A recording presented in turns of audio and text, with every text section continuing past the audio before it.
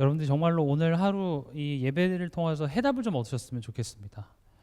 저에게 있어서 항상 관심은 여러분들의 삶 속에 이 말씀이 잘 흘러가길 바라는 마음입니다.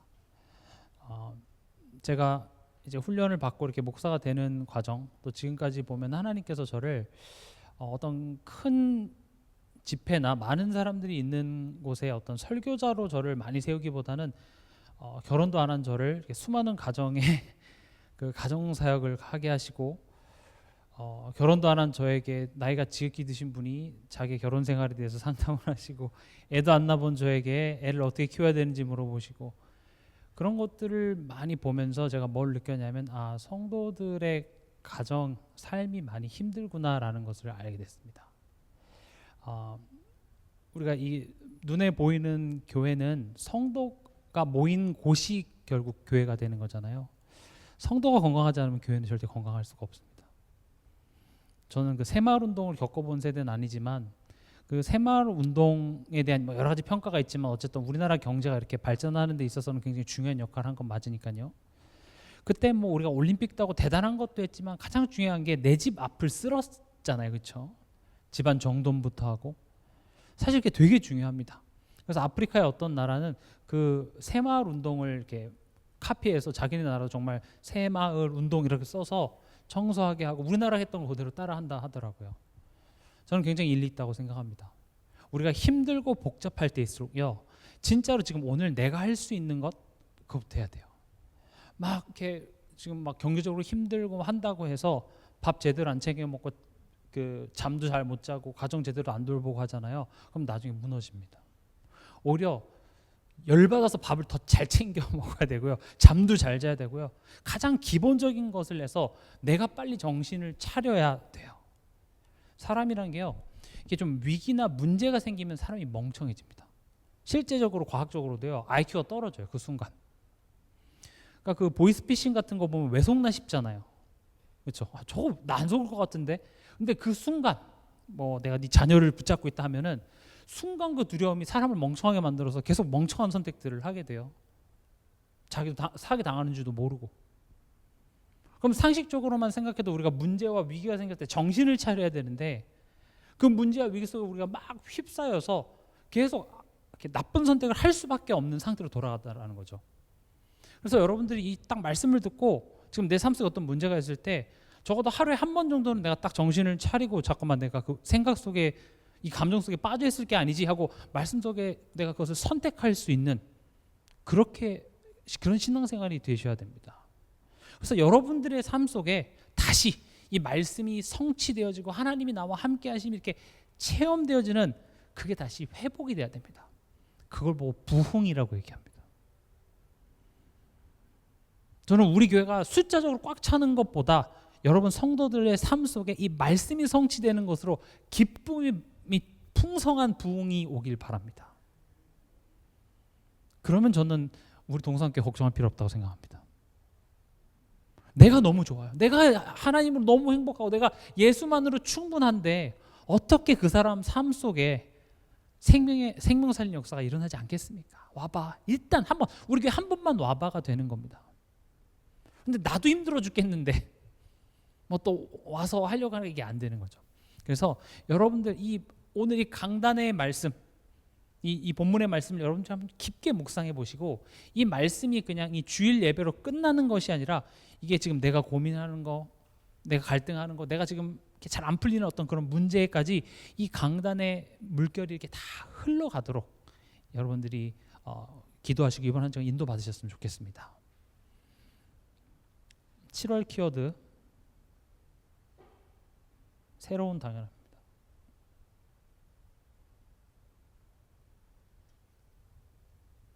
우리가 그리스도인이 됐다, 나는 죽고 난 예수로 산다, 말은 너무 좋지만 이거를 자칫 그냥 이제 나는 죄인된 나는 죽었어, 난 이제 하나님 자녀야, 뭘 해도 괜찮아, 이렇게 면죄부로서 이걸 사용하는 경우가 많은데 그런 내용이 아닙니다. 새로운 삶이 시작됐다는 겁니다. 새로운 관점, 새로운 기준. 그래서 아까 2부 때도 이제 처녀 총각이 유부녀가 되면 새로운 삶이 시작됐기 때문에 전에는 당연했던 것들이 당연하지 않게 되고 당연하지 않았던 것들이 당연하게 되는 새로운 당연함이 되는 거죠. 그래서 신앙생활이라는 것은 내 삶 전체가 바뀌어야 되는 겁니다. 그런 의미에서 다이어트와 매우 똑같습니다. 다이어트는 일주일에 몇 번 헬스장 간다고 해서 다이어트가 되는 게 아니라 평상시 내 삶 속에서 내가 무엇을 먹고 어떤 삶의 규모로 살아가느냐가 더 중요합니다. 그래서 제가 지나가는데 그 어떤 헬스장 이름이 본어게인 짐이에요. 본어게인은 다시 태어난다는 거거든요. 맞습니다. 살을 빼려면 다시 태어나야 합니다. 왜냐하면 그 순간은 좀 뭐 이렇게 여름 돼서 순간적으로 다이어트는 할 수 있지만 그 억누르고 있는 거잖아요. 최근에 그 갑자기 이름이 생각 안 나는데 그 키 조그맣고 똥똥한 그 개그맨 그래요 김신영 엄청 처음에 데뷔했을 때 뚱뚱했는데 말랐다가 요즘 이제 고삐 풀린 뭐처럼 그냥 엄청 다시 먹더라고요. 10년을 다이어트 그 몸무게를 유지했는데 그거 다시 돌아오는 거 10일이면 되더라 그렇게 얘기하더라고요. 그러니까 사실은 내가 스트레스 받고 내가 힘들고 내가 우울하면 그것을 이렇게 먹는 것으로 푸는 삶의 패턴을 갖고 있기 때문에 무조건 살찌는 게 나쁜 것이 아니라 나에게 있어서 나에게 의지하는 것은 하나님보단 그런 음식이 주는 자극에 내가 길들여져 있는 거죠. 그래서 살을 빼는 게 문제가 아니라 무엇을 지금 의지하고 있는지를 보고 삶이 바뀌어져야 되는 거예요.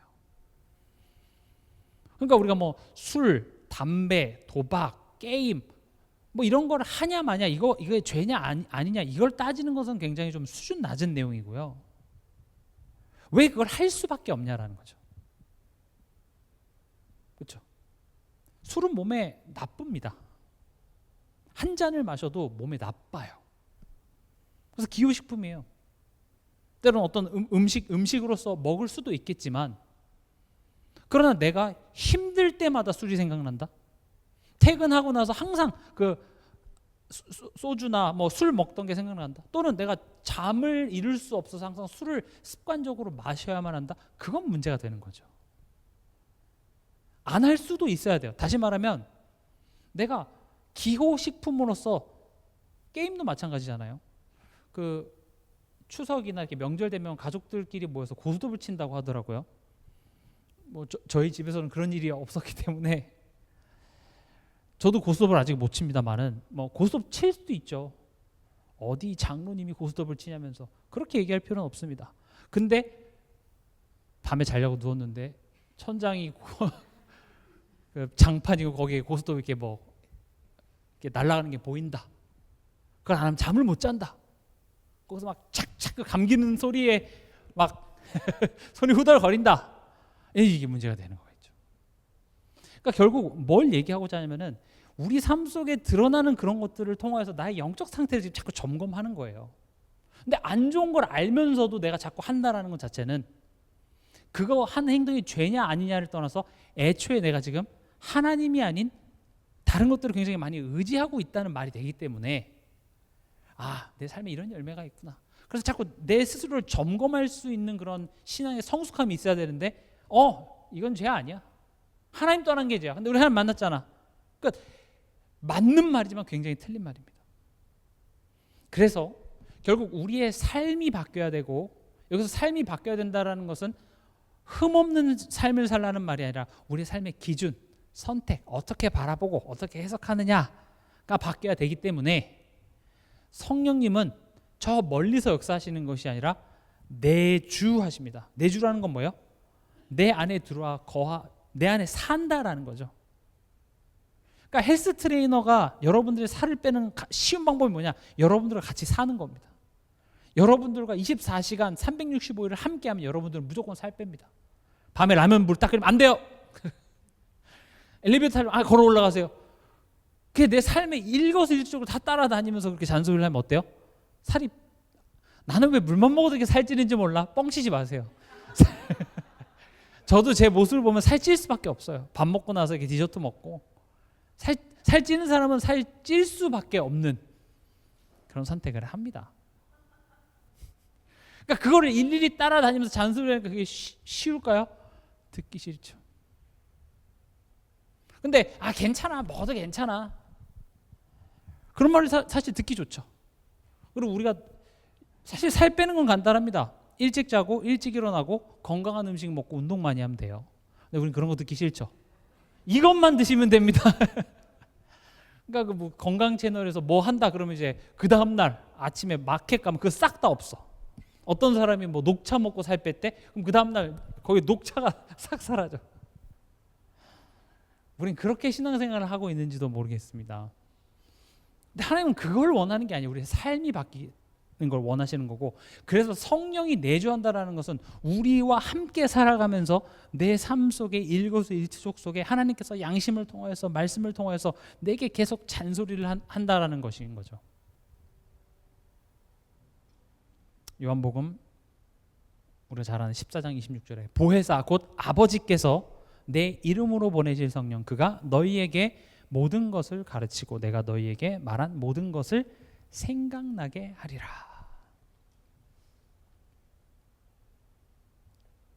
나와 내주하셔서 뭐 하시냐? 가르치고 생각나게. 그럼 우리 보고 뭐 하라는 소리예요? 배우고 생각하라는 소리겠죠. 무엇을? 여기 보면 내가 너희에게 말한 모든 것. 지금 여기서 말하는 말하는 화자는 예수님이죠. 예수님이 뭐에 대해서 얘기하셨어요? 하나님의 나라에 대해서. 지금 이번 달 키워드가 결국 하나님의 나라입니다. 새로운 당연함. 하나님 나라 일에 대한 것. 미국이었으면 미국의 법을 따라야 되고, 한국이었으면 한국의 법을 따라야 되듯이 너는 이제 하나님 나라의 시민권자고 하나님의 나라에 하나님의 그 통치 속에 살아가고 있기 때문에 그 안에서 당연한 것들을, 새로운 당연한 것들을 배워가는 겁니다. 이 하나님의 나라라는 것이 항상 우리에게 추상적인데 그것을 에베소서 우리 같이 찾아보겠습니다. 4절에서 6절 이렇게 요약을 하고 있습니다. 같이 읽어보도록 하겠습니다. 에베소서 1장 4절에서 6절.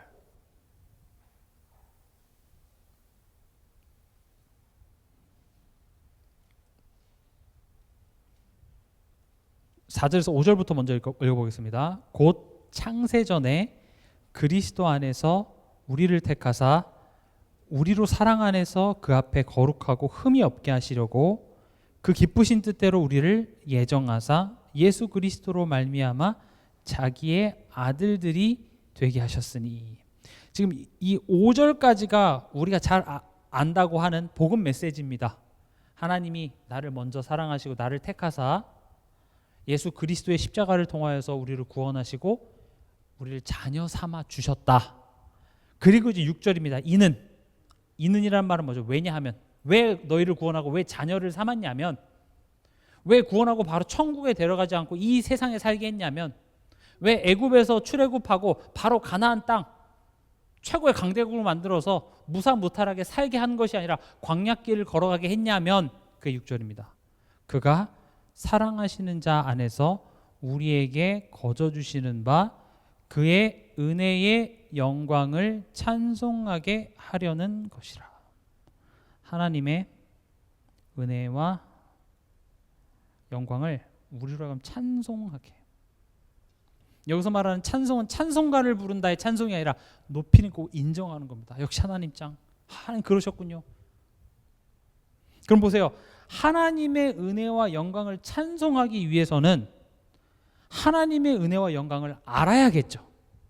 하나님의 은혜를 알아야 이게 하나님의 은혜입니다라고 고백을 할 수 있고, 하나님이 일하시고 하나님이 역시 하나님이십니다를 알아야 우리가 하나님을 영광을 돌릴 수 있는 거잖아요. 하나님은 나 같지 않으시구나. 역시 하나님 정말 하나님이시구나. 요걸 우리가 삶 속에서 겪고 체험해야 그 하나님을 찬송할 수 있는 거잖아요. 그러니까 이 하나님의 은혜와 영광을 안다라는 것을, 하나님을 알자. 올해 지금 키워드잖아요. 여호와를 알자. 힘써 여호와를 알자라는 말이 머리로 추상적인 개념으로만 아는 것이 아니라 우리의 삶 속에서 진짜 이거 하나님 은혜 맞구나. 하나님 정말 이렇게 일하시는구나. 하나님 이렇게 선하시구나. 이런 것들을 우리가 알아서 그 하나님을 찬송하게 하려는 것이 하나님 나라의 일이에요. 여러분들을 성공시켜 갖고 하나님이 하고자 하는 그 일에 여러분들 써먹으려고 부른 게 아니라 여러분들이 하나님의 은혜와 영광을 알아서 그 기쁨이 풍성해서 하나님께 찬송 드리는 한 사람이 되는 것이 하나님의 목적이 있어요.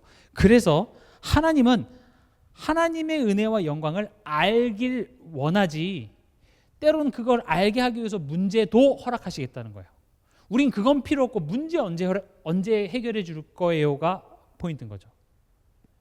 그러니까 이따 뒤에서도 보겠지만 지금 이 도단성을 에워쌌을 때 아침에 일어났는데 그들이 다 밧줄에 묶여서 죽어 있더라. 그럼 우린 더 할렐루야잖아요. 그렇죠? 아침에 일어났는데 이미 싹 다 처리되어져 있는 걸 보면서 야, 하나님 역시 할렐루야. 이건데 포위되어져 있어서 절망에 있게 한 다음에 하나님이 아람 군대를 없앤 게 아니라 뭘 보여줬어요? 불말과 불병거를 보여줬거든요. 하나님이 지금 너의 삶에 이렇게 함께 하고 있어. 지금 특별한 상황에만 계신 게 아니라 항상 너와 이렇게 함께 하고 있어를 이 위기를 통하여서 우리에게 보여주셨다는 거예요.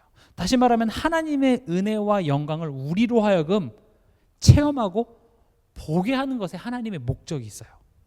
그렇기 때문에 문제가 언제 해결될 겁니까? 어떻게 하면 해결해 주실 겁니까? 그런 기도에 하나님은 응답하시는 게 아니라 하나님의 뜻이 내게 이루어지길. 이런 관점으로 여러분들이 이번 한 주간 이 본문을 좀 보셨으면 좋겠습니다. 아, 그렇구나. 내 자녀를 바라보면서 우리 가정 안에 있는 어떤 한 문제를 바라보면서 나는 이 문제가 언제쯤 해결되지? 어떻게 하면 해결되지? 라고 자꾸 생각하지만 이것을 통하여서 내가 하나님의 은혜를 보기 원합니다. 하나님의 살아계심을 보기를 원합니다. 이것을 통해서 예수 그리스도의 그 십자가의 능력을 체험하기 원합니다. 예수를 죽은 자 가운데서 살리신 그 부활의 능력으로 나를 변화시키고 우리 가정을 변화시키실 그 하나님을 체험하기 원합니다. 이게 사실은 하나님 나라예요. 성령께서 우리 안에서 그것을 가르치고 생각나게 하신다.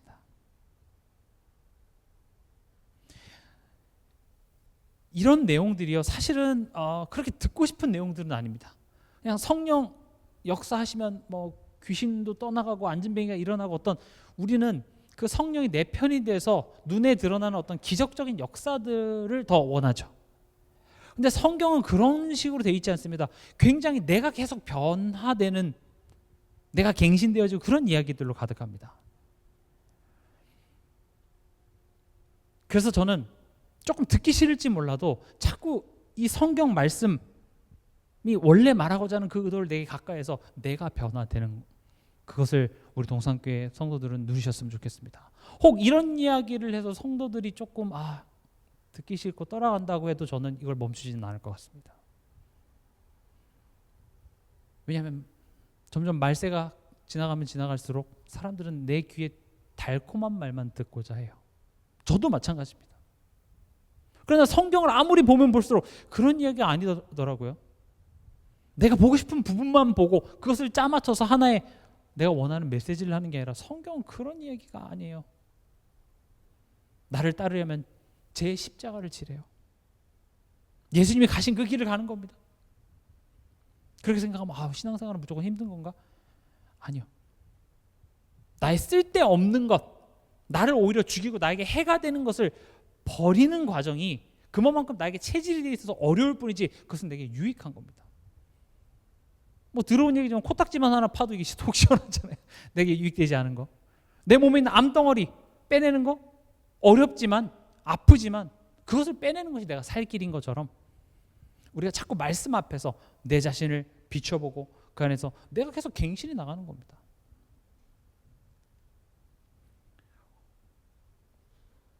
오늘 이 본문은 관점의 차이였죠.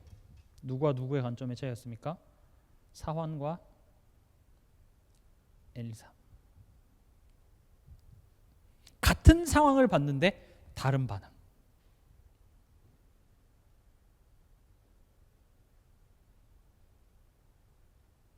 결국 이 다른 반응이 결국 열매라고 얘기할 수 있죠.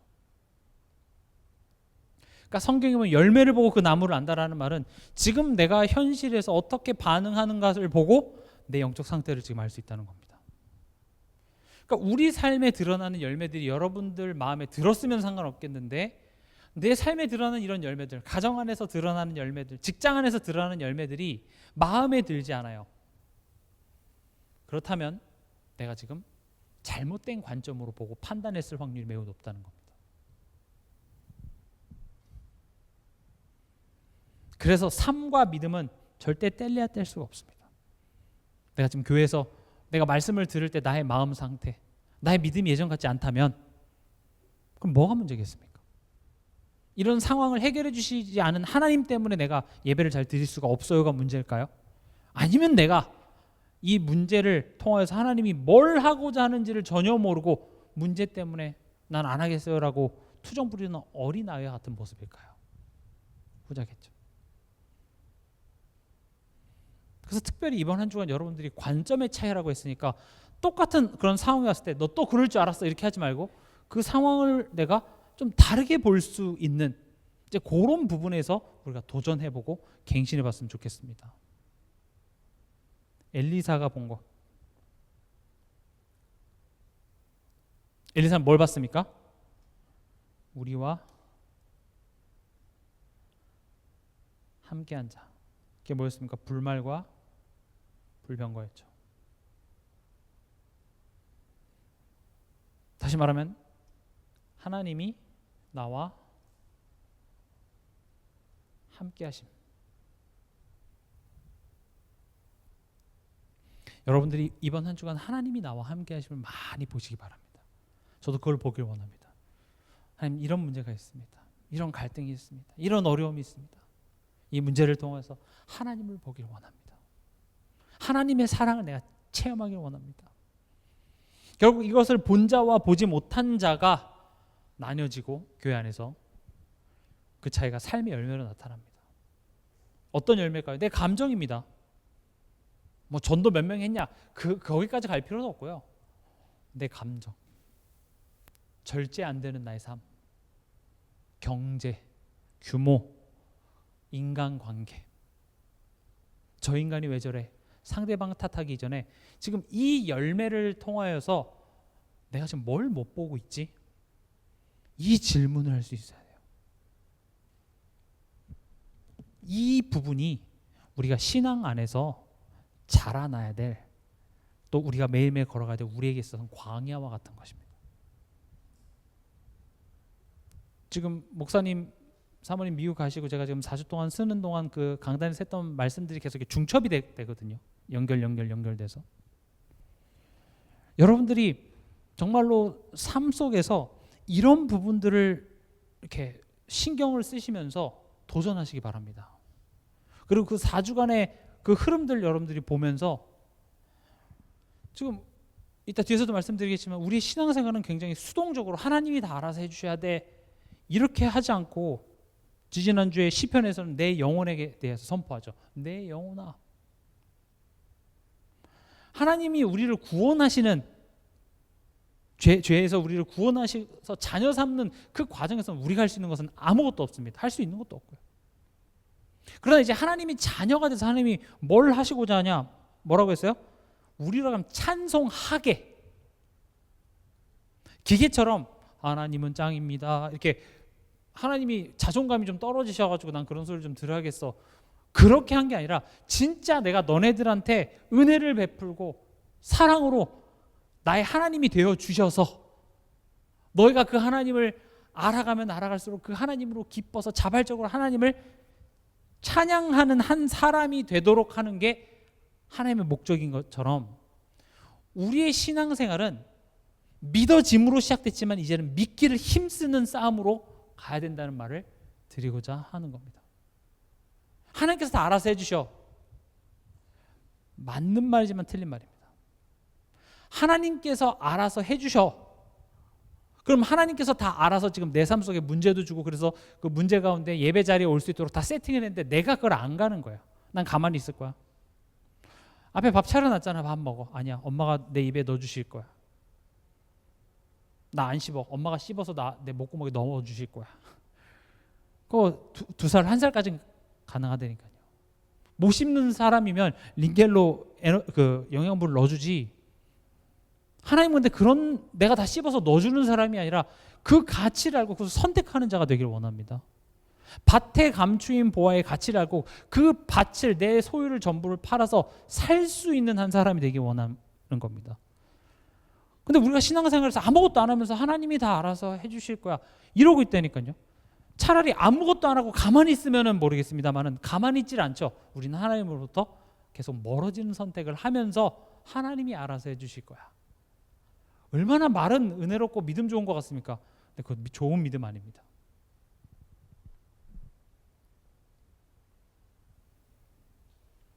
엘리사는요, 하나님이 나와 함께 하심을 봤습니다. 그럼 여러분들이 질문해야 됩니다. 나는 지금 무엇을 많이 보고 있는가?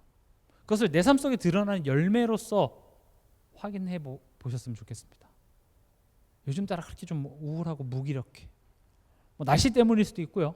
뭐 습도가 높아지고 더우니까 그럴 수도 있는데 내가 지금 하나님을 내 삶 속에서 하나님 이렇게 역사하시는구나를 마지막으로 체험한 게 언제지? 확인해 보시기 바랍니다.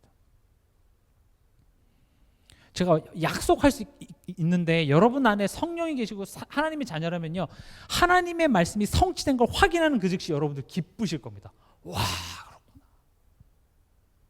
여러분 경험 다 있으시잖아요. 이번 주에 경험하신 분 계십니까? 오늘 경험하신 분 계십니까? 그런 분은 벌써 이렇게 제가 눈이 부실 정도로 벌써 이렇게 화나시겠죠. 여러분들 뭐 예전에 뭐 훈련 받고 그런 경험들이 있잖아요. 와, 진짜 말씀대로 했더니 하나님 진짜 이렇게 역사하시네. 그럴 때 내 믿음이 되게 이렇게 자라나죠.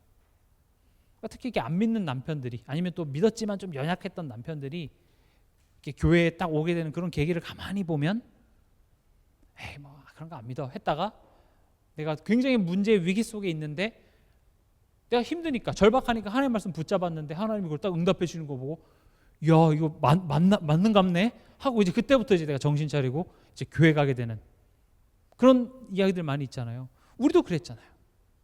한 번 체험했는데 그 사람의 인생이 뒤집어집니다. 그렇다면 우리가 이 말씀을 내 삶 속에서 성취하시는 하나님을 한 번만, 한 주간에 한 번만 맛봐도요 굉장히 달라집니다. 그러니까 나의 신앙이 예전 같지 않고 말씀을 들을 때 예전같이 내게 와닿지 않는다라는 것은 그만큼 말씀으로 내 삶 속에 역사하시는 하나님을 체험한 지가 나는 굉장히 오래됐습니다. 이거를 의미하는 겁니다. 근데 그것을 깨닫지 못하고 그렇게 하나님으로부터 멀어진 상태가 되면 별게 다 문제가 되고 별게 다 나에게 시험이 되거든요. 그럼 이제 환경 탓하고 사람 탓합니다. 그래서 저는 이렇게 시험에 들어서 이렇게 교회에 나가시는 분들 중에서 제 믿음이 좀 부족해서요라고 하시는 분은 단 한 번도 본 적이 없습니다. 다 이유가 있어요. 맞겠죠? 그러니까 뭐 우리 교회 나간다고 해서 나쁘다 이런 말이 아니라, 우리가 신앙생활을 할 때 항상 뭘 봐야 되냐? 나와 함께 하시는 하나님을 보기를 힘써야 된다는 겁니다. 내 믿음이 흔들리는 것은 하나님 못 봐서 그래요.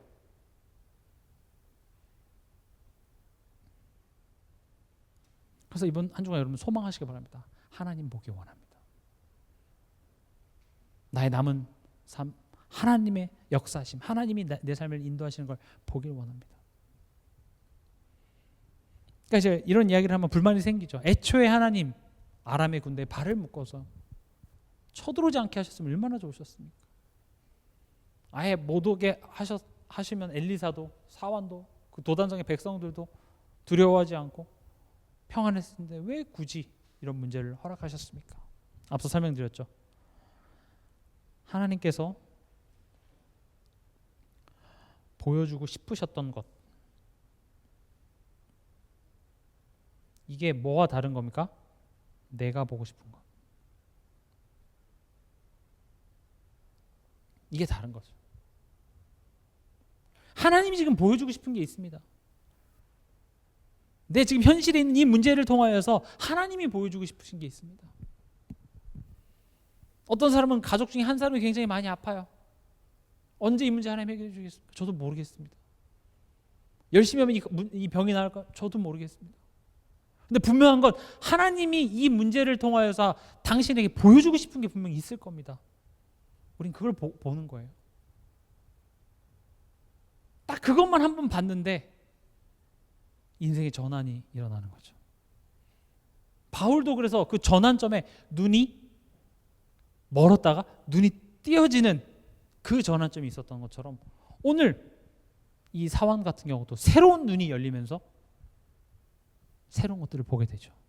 하나님, 나의 눈을 열어주시옵소서. 내 마음의 눈을 열어주시옵소서. 하나님 뭘 보여주고 싶으신 겁니까? 앞서 설명드렸던 것처럼 나와 함께하고 인도하시는 하나님을 체험하고 확인하기 원하는 거죠. 다시 말하면 하나님의 은혜의 영광을 찬송할 이유, 이걸 보기 원하는 겁니다. 하나님의 은혜의 영광을 찬송할 이유, 왜 하나님이 하나님이신지를 알려주시기 원합니다. 아, 하나님이 내 아빠 맞구나. 저는 옛날에 하나님이 선하십니다, 좋으신 하나님께 뭐 찬양합시다 하면 되게 식상했어요. 뻔하니까. 근데 정말로 제 삶 속에서 이걸 조금 경험해 보니 아멘이 나옵니다. 아, 하나님 선하시구나. 내 삶에 참 좋으신 하나님이셨구나. 시편에도 보면 주의 인자하심이 우리를, 영어로 보면 chasing이라고 되어 있습니다. 그게 뭐냐면 우리를 쫓아다닌답니다.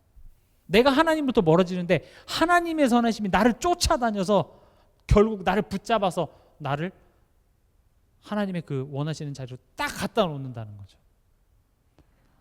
내가 잘하면 복 주는 정도가 아니라 하나님이 복 주시려고 우리를 쫓아다니면서 마치 밥 안 먹는다고 엄마들이 이렇게 이거 하나 먹어라 이렇게 하는 것처럼 쫓아다닌다는 겁니다.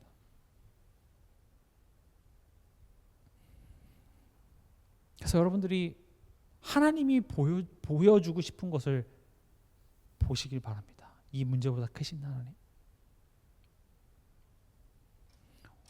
우리는 인간이기에 내용을 알아도 잘 보지 못하고 깨닫지 못합니다. 그래서 위기가 필요합니다. 위기가 와야 비로소 보이는 것들이 있습니다. 뭐가 보입니까? 하나님의 보호하심. 다시 말하면 이 하나님의 은혜가 위기가 와야 보여집니다. 아, 그렇구나. 내가 하나님의 은혜로 살아가고 있구나. 저도 예전에 그 목회자 자녀로 하면서 화장실 없는 그런 집에서 살고, 어렸을 때 보면 그런 게 상처 아닌 또 상처였던 것 같기도 해요. 그때는 그냥 그런가 보다 생각했는데 지금 보면 참 말도 안 되는 열악한 상황 속에서 이렇게 자라면서 경제에 대한 어떤 상처보다 저 마음속에 더 깊게 남았던 건, 아, 하나님이 먹여 살리시는구나, 하나님이 굶기시지 않는구나, 아, 하나님 이렇게 채워가시는구나를 배웠습니다. 언제요? 풍요로울 때? 여유로울 때? 아니요. 오히려 여유롭고 풍요로울 때는 하나님의 은혜로 살아감을 그렇게 인정하지 못합니다. 하나님 하셨죠? 라고 이야기는 할 수 있어도 모릅니다. 내 힘으로, 내 능력으로, 내 계획대로 아무것도 돌아가지 않고 이게 뭐냐 싶을 때 그 안에서 새 일을 행하시는 하나님의 음성이 보이고 하나님의 말씀에 내가 귀를 기울이다 보니까, 와, 이 마른 땅에 하나님께서는 강을 내시는 하나님이 맞구나를 보게 되는 겁니다. 강이 나는 게 포인트가 아니라 그걸 내시는 하나님이 나의 하나님이시다라는 걸 체험하면 끝난 거 아니겠습니까? 그게 믿음이 자라나는 겁니다. 하나님에 대한 믿음이 별거 아니에요, 사실은. 그 하나님에 대한 확신입니다. 근데 우리가 그냥 성경을 통해서만 배우는 것은 한계가 있습니다. 그래서 나에게 가족, 나에게 자녀, 나에게 직장, 나에게 이런 교회, 근데 그런 것들이 내게 좋습니까? 아니죠. 때로는 이게 날 힘들게 하기도 하고 어려움도 주기도 하고 나랑 안 맞기도 하는 이런 우여곡절 속에서 굽이굽이 하나님의 은혜는 오히려 내가 바닥을 치고 있을 때 더 큰 은혜로 나를 채워주시고 나를 일으키시고, 엘리야가 로뎀나무 안에서 나 죽여주시옵소서가 그래 죽어라 한 게 아니라 먹을 그 떡과 물을 주시고 기운내라고 힘 주시고, 그게 하나님입니다. 우리 삶은 그렇게 지금까지 왔고 앞으로 또한 더 그렇게 갈 겁니다. 내 힘으로 살아왔다는 착각을 빨리 버리시고 하나님을 의지하며 하나님이 내 삶을 인도하고 계심을 우리는 체험하며 나아가는 겁니다. 그럼 하나님, 내가 나이가 들면 들수록 난 다른 거 다 기억하지 않고 예수 십자가만 내 마음속에 남기를 원합니다. 그게 축복입니다. 제가 어떤 한 영상을 봤는데 거기서 그 어머니가 약간 치매에 걸리셨어요. 딸도 못 알아봐요. 자기 이름도 몰라요. 근데 예수님은 어떤 분이세요? 그러니까 예수님에 대하여서 눈물 흘리면서 얘기하는 거예요. 저는 참 복된 분이다라고 생각했습니다. 복잡한 거 다 있고 뭐만 남았어요? 복음만 남았어요. 그 할머니는 그래서 찬송하고 기뻐요. 물론 가족들은 기억을 잃은 그 엄마를 보면서 마음이 아프고 슬프지만, 그래, 우리 엄마 마음에 저렇게 예수 그리스도의 사랑만 딱 남았구나, 감사하더라. 다른 관점이죠. 그래, 어쩌면 저게 성공한 인생 아닌가? 그렇잖아요. 내 마음속에 복잡한 거 없고 정말 복음만 남았어요. 우리도 그러게 되길 원합니다. 물론 이게 기억을 잃으시라는 말이 아니라 건강해서 치매 걸리지 마세요, 그런 말이 아니라 제 말은 우리 마음속에 하나님의 사랑이면 사실은 충분한 겁니다. 아직까지 내게 남아있어서 그래도 하나님 요게 있는 거지. 근데 점점 하나님의 뜻이 나를 사로잡게 되기 때문에 나중에는 결국 그걸 인정하고 자녀들한테 유언처럼 남기죠. 예수 잘 믿어라. 교회 열심히 가라. 나는 못 갔지만 살아오고 보니 맞거든. 성경 말씀 잘 읽고 목사님 말씀 잘 듣고. 왜 그런 얘기합니까? 맞거든. 그게 위기가 와야 보이는 것들이 있습니다.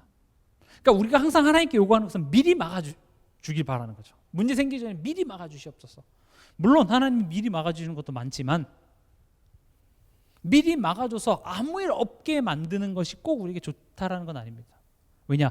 아무 일 없는 일상 속에 우리가 하나님을 바라보게 되면 문제가 안 되는데 아무 일 없는 일상 속에는 하나님도 없게 된다는 불편한 진실 때문이죠.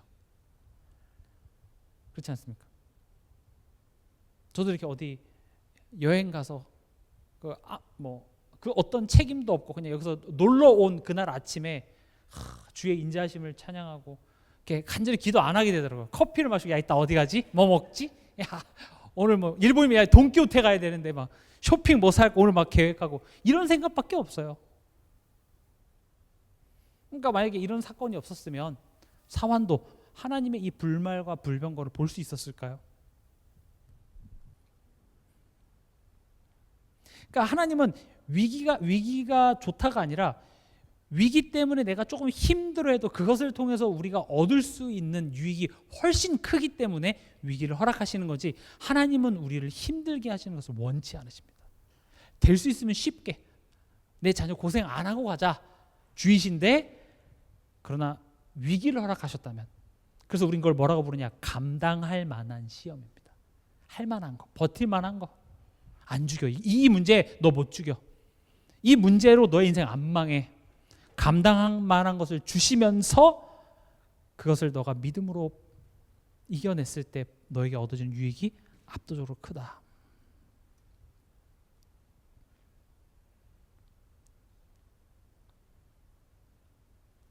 지금 더 놀라운 것은 하나님의 관심이 이 이름 없는 사환에게 있었다는 겁니다. 이 이름 없는 사환이 누굽니까? 박승재입니다. 사실 이 사환의 이름은 박승재였습니다. 여러분들 이름 넣으시면 됩니다. 나였습니다. 나예요. 할례 받지 못한 이방인과 같은 우리, 이스라엘 기준으로 따지면 극동에 사는 복음을 배척했던 조선이라는 땅의 우린 후손들이었잖아요.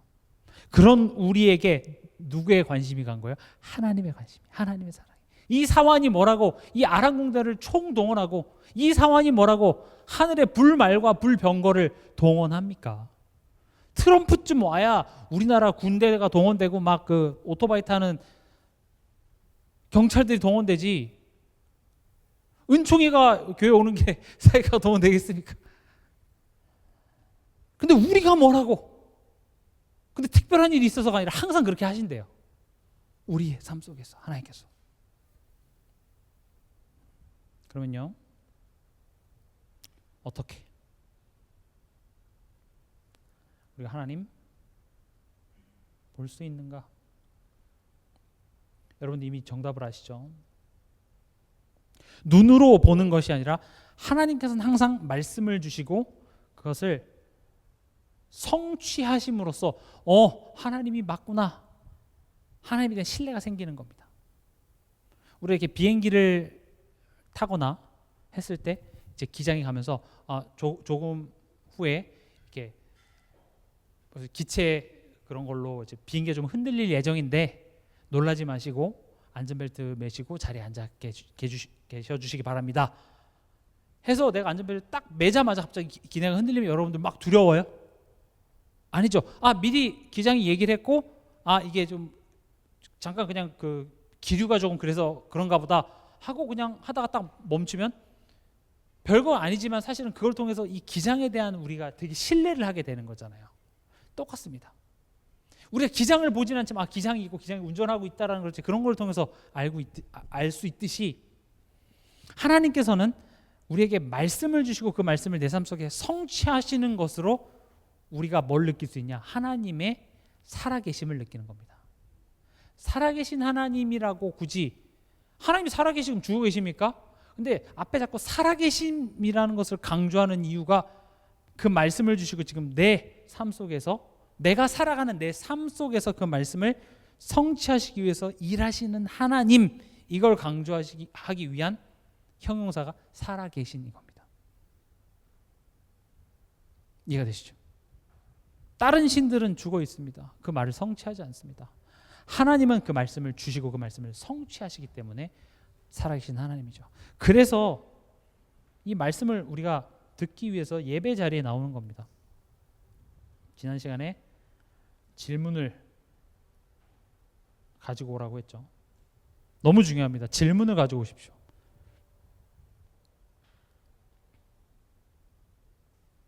그리고 내 생각을 변화시키는 하나님을 예배를 통해서 확인하셔야 됩니다. 그리고 우리가 말씀을 어떻게 볼 수 있죠? 성경입니다. 성경은요, 책입니다.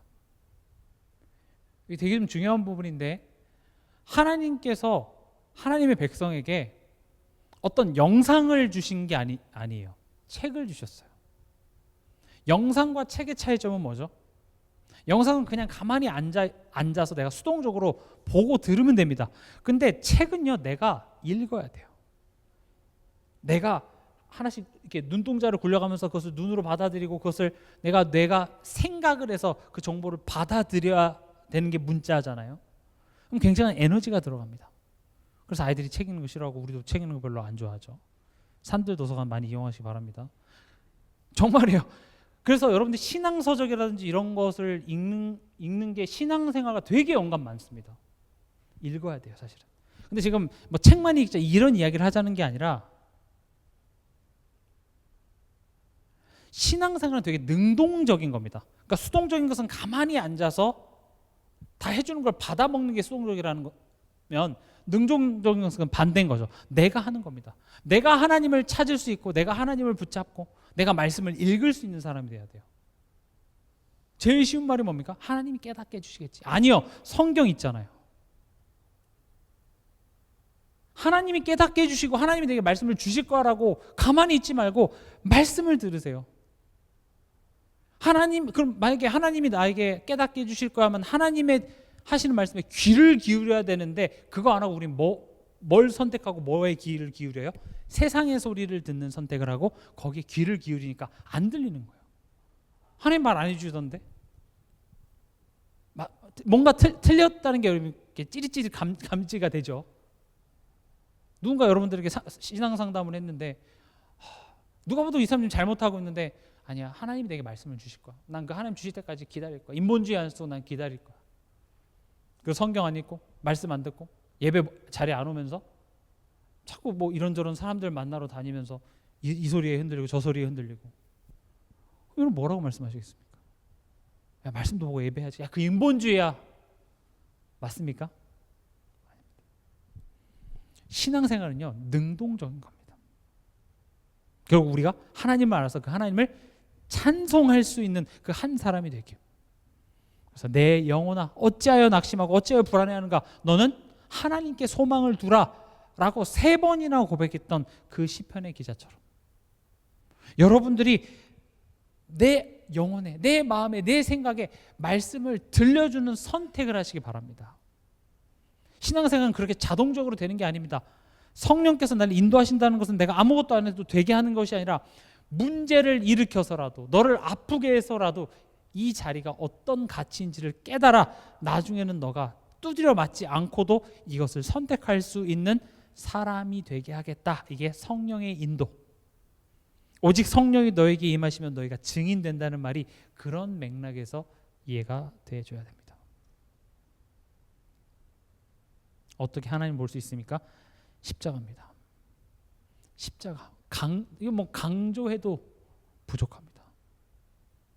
십자가를 통해서 하나님을 아는 정도가 아니라 나에 대한 하나님의 마음, 하나님의 마음을 자꾸 확인하시기 바랍니다. 그거 없으면 우리는 좌절합니다. 십자가에서 보여주신 그 하나님의 사랑, 하나님이 그냥 나를 말로만 사랑하신다는 정도가 아니라 자기 아들을 십자가에 못 박을 정도로 사랑하시고, 그렇게 해서 나 자녀 삼아서 하면 뭐 하려고요? 지금 우리가 불평하잖아요. 지금 현실에 대해서. 지금 내가 뭐 기도 몇 번 안 하고 예배 몇 번 안 드렸다고 내가 지금 너 벌 줄 것 같으면 내가 뭐할로 아들까지 내가 십자가에 못 박아서 너를 구원했겠냐? 내가 고작 그것 때문에 그랬다면 내가 이렇게까지 할 이유가 있었겠니? 아니라는 겁니다. 못 줄 게 없다고 하신 하나님께서 허락하신 상황이라면 그럼 반드시 이 상황을 통하여서 우리는 하나님의 뜻을 알기를 원하고 하나님을 우리가 체험하기를 원해야 되겠죠. 십자가는 또 뭡니까?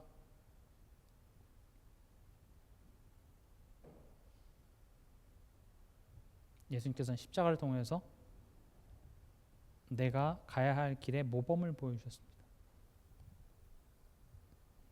하나님을 본다는 것, 하나님의 형상을 보는 게 아니라 나를 향한 하나님의 마음, 하나님의 의도, 하나님의 뜻이 통하는 것, 이게 하나님을 본다라는 것이죠. 그래서 저는 복음 이렇게 단어만 외치는 거 안 좋다고 생각합니다. 십자가를 얘기합니다.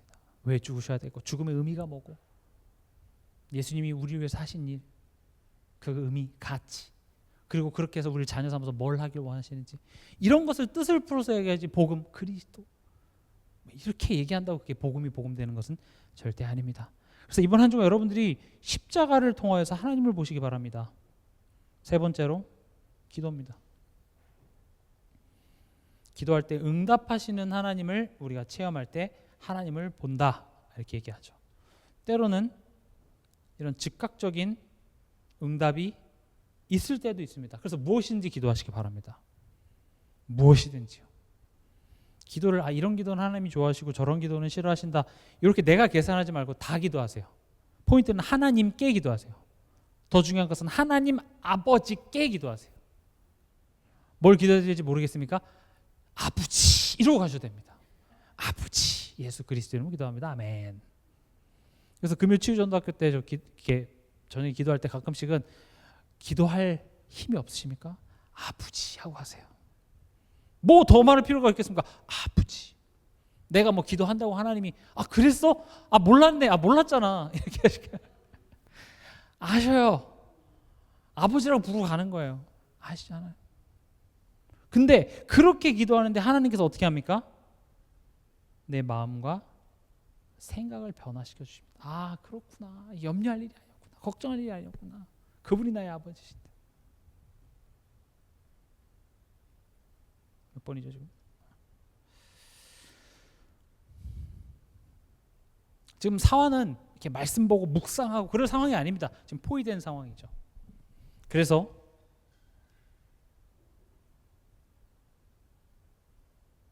엘리사가 무엇을 구합니까? 17절에 기도하여 이르되 여호와여 원하건대 그의 눈을 열어서 보게 하옵소서 하니 여호와께서 그 청년의 눈을 여심해 그가 보니. 무엇을 기도했습니까? 눈을 열어달라고.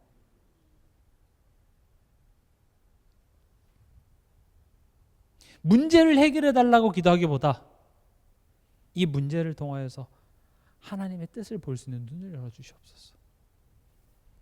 그래서 아까 강단에서도 말씀드렸죠. 흔들리지 않는 믿음 주시옵소서. 다시 내가 일어날 수 있는 용기를 주시옵소서. 하나님의 뜻을 분별할 수 있는 지혜를 달라고. 지금 이런 기도들의 특징이 뭡니까? 결과만 달라고 하는 게 아닙니다. 애초에 이 상황을 하나님께서 허락하신 그 목적과 이유를 아는 자가 하는 기도예요. 이번 한 주간 기도하시기 바랍니다. 내 마음이 흔들릴 때마다, 내 감정이 요동칠 때마다 눈을 열어주시옵소서. 지금 앞서 설명드렸잖아요. 우리가 평상시에 이 말씀 성취를 보면 좋겠는데 지금 어떤 상황이에요? 이미 지금 일이 벌어진 상태잖아요. 이미 문제가 지금 앞에 있고 어쩔 줄 몰라하는 그런 상황 속에 우리는 어떻게 해야 되냐? 눈을 열어달라. 근데 오늘 제가 아까 강단에서 이렇게 다루지 않은, 본문을 읽었으나 다루지 않은 부분이 있는데 그게 이제 18절입니다. 어떤 일이 벌어지죠? 지금 엘리사가 두 가지를 기도합니다. 하나는 이 청년의 눈을 열어달라고 기도하고요. 17절에는. 18절에는 뭘 합니까? 저 아람 군대들의 눈을 어둡게, 하나는 눈을 뜨게 하고 하나는 눈을 감게, 반대되는 기도를 하죠. 그랬더니 어떤 일이 벌어집니까? 19절에 이제 엘리사가, 그들이라고 하면 지금 아람 군대들이에요. 그들에게 가서 얘기합니다. 너네 지금 엘리사 찾으러 왔지? 엘리사가 가서, 엘리사 아닌 척을 한 거예요. 나 너네 잡으러 온 그 엘리사 어디 있는 줄 알아 하고 얘네들을 사마리아로 데려가 버린 거예요. 지금 이게 뭔 이야기를 하냐? 눈이 어둡게 되면은요, 들리는 대로 따라갑니다. 결국 포로가 돼버리죠. 이게 우리 현실입니다.